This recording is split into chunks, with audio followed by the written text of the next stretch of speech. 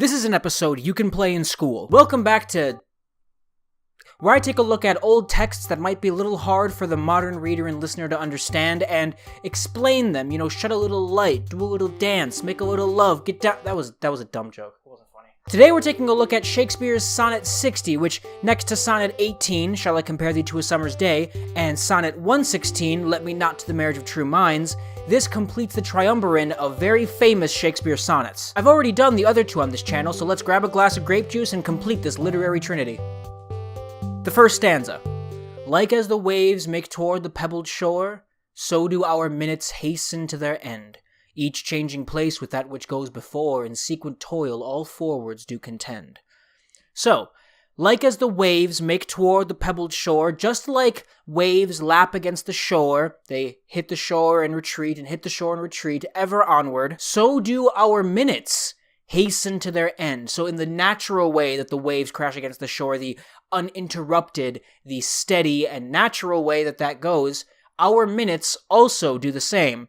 They go away, they hasten to their end, each changing place with that which goes before. So just like waves, one wave hits the shore and goes back, another wave hits the shore and goes back, another wave hits the shore and goes back, our minutes do the same.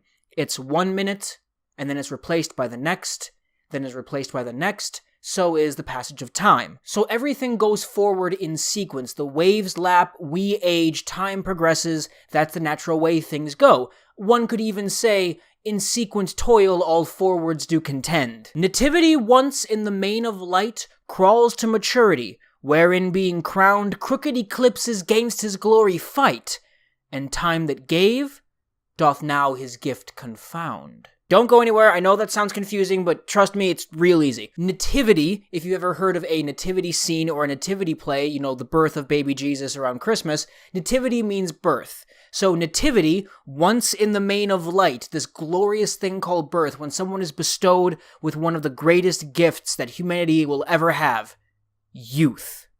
Nativity, once in the main of light, crawls to maturity. Slowly, this youthful child will crawl and move and grow into an adult. It will grow up, it will mature.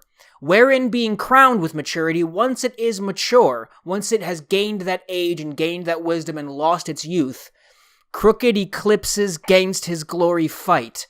You start to lose things. Crooked eclipses, bad things start to go against you. You lose the youthful things. You're not as magical as you once were in your old age. And time that gave, the time that gave you your birth, that gave you your youth, that bestowed this fruitful life upon you, time is now going to take it away in tax over time. It gives you youth all at once and then slowly takes it away from you. You age, you wither, you lose functionality, and eventually you die. So far, we have him talking about how time progresses naturally, no matter what we do, and that time will take away the beauties of youth. The next stanza doesn't get any happier. Time doth transfix the flourish set on youth, and delves the parallels in beauty's brow, feeds on the rarities of nature's truth, and nothing stands but for his scythe to mow. If you follow my channel, you'll remember that I mentioned this line in my Sonnet 116 video. Time doth transfix the flourish set on youth. See, I did. Time doth transfix the flourish set on youth. Time, like I said earlier, takes away the flourish of youth, the beauty of youth, the wonder of youth. Time transfixes that, and it delves the parallels in beauty's brow. It destroys beauty. It wrinkles it and crumples it and warps it and perverts it until it's not beautiful anymore. He goes on to say that it feeds on the rarities of nature's truth, and nothing stands but for his scythe to mow. It feeds on the rarities of nature's truth, the beautiful things that make nature so wonderful. Time feeds upon it. It eats it, devours it, withers it, takes it all away. And nothing, I repeat, nothing stands but for his scythe to mow. His meaning time.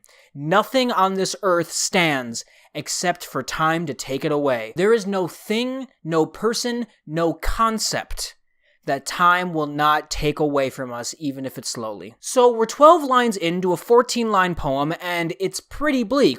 Time progresses, we can't do anything about it, we age, get ugly, and die. That's basically what he said so far. But here, is the optimistic part of the poem in the last 2 lines. And yet, in hope to time, my verse shall stand, praising thy worth, despite his cruel hand. Shakespeare is saying, even though time does everything that I just talked about in these last 12 lines, time feeds on youth, it destroys nature, and nothing stands but for time to take away from us. Even though all of that is true, I hope that against time, my verse shall stand. What I write will hold against the test of time, and it will not fall prey to it the way that everything else does. And that verse is here to praise your worth. It turns into a love poem at the end. Even though time takes everything away from us, my verse will not be taken away. And this verse that praises you, that shows how lovely you are, that shows my affection for you, that will stand beyond time, despite his cruel hand. The his meaning time. So now that you understand it, let's give it one more read with inflection. Like as the waves make toward the pebbled shore, so do our minutes hasten to their end. Each changing place with that which goes before, in sequent toil all forwards do contend.